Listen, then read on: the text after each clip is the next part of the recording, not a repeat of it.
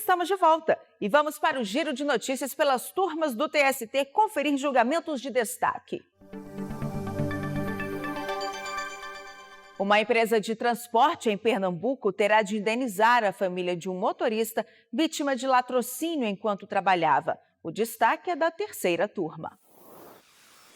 De acordo com o processo, o motorista da TNS Transportes e Logística em Jaboatão dos Guararapes, Pernambuco, havia estacionado para atender uma ligação no celular.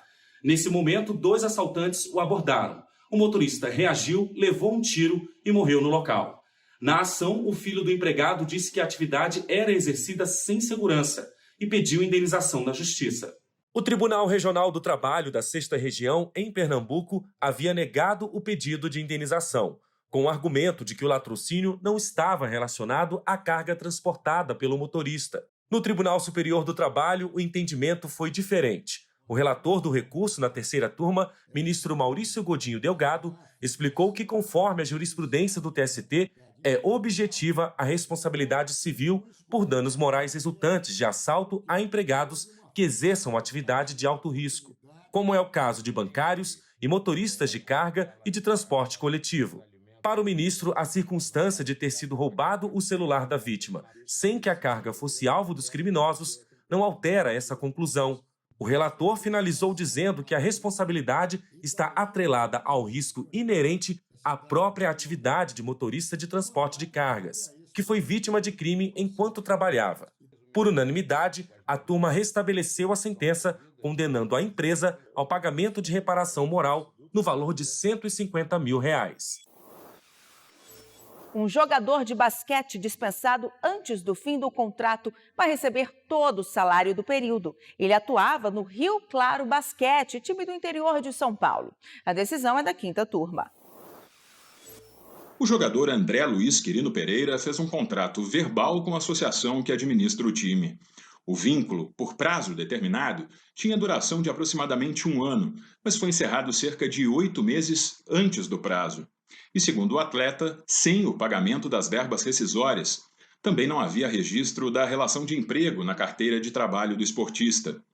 Na reclamação trabalhista, ele pedia o cumprimento da cláusula compensatória prevista na Lei 9.615 de 1998, conhecida como Lei Pelé. O parágrafo 3º do artigo 28 estabelece os parâmetros da cláusula compensatória a que o atleta tem direito quando dispensado sem justa causa antes do fim do contrato de trabalho. Como limite máximo, a quantia de 400 vezes o valor do salário mensal no momento da rescisão, e como limite mínimo, a soma dos salários mensais até o término do contrato. Ao analisar o caso, o Tribunal Regional do Trabalho da 15ª Região entendeu que não se pode premiar a inércia do empregador em não formalizar a relação de emprego e determinou a aplicação da medida compensatória ao jogador. Como a lei determina que o valor seja estipulado pelas partes, na falta de cláusula expressa, o TRT arbitrou a quantia de 4 vezes a média salarial do atleta. No TST, o processo foi julgado pela 5ª turma.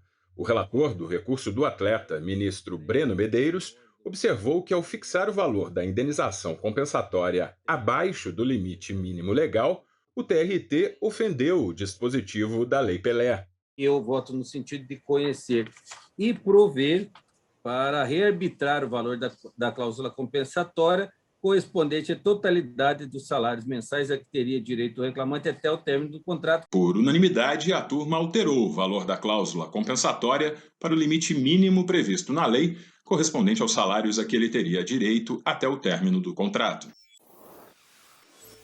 Eu encerro o giro de notícias pela 8ª turma, que decidiu que uma bancária do Itaú Unibanco não pode propor ação individual para receber valores reconhecidos em ação coletiva. Veja na reportagem.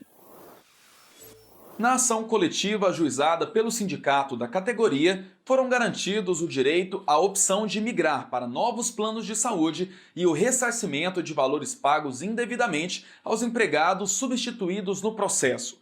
A bancária apresentou ação individual, sustentando que também teria os direitos garantidos na ação coletiva.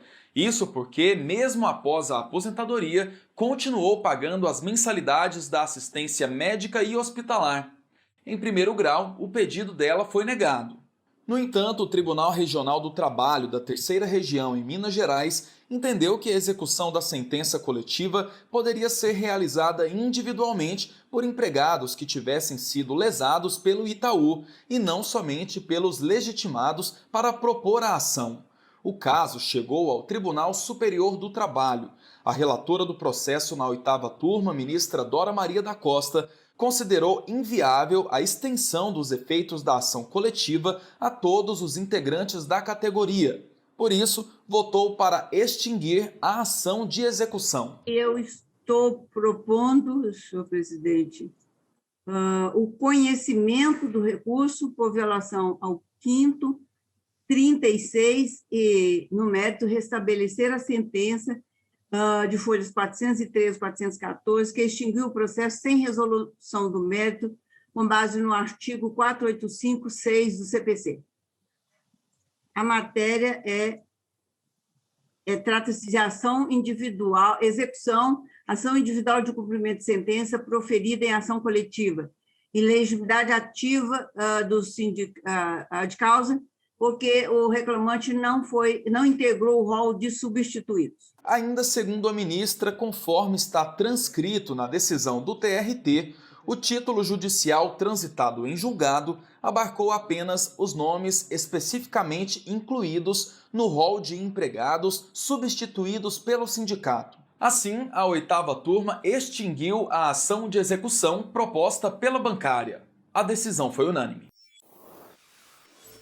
E para conferir esses e outros julgamentos importantes, acesse o canal do TST no YouTube. Lá as sessões são transmitidas ao vivo e depois ficam disponíveis no canal para você acompanhar quando quiser. Acesse youtube.com/TST.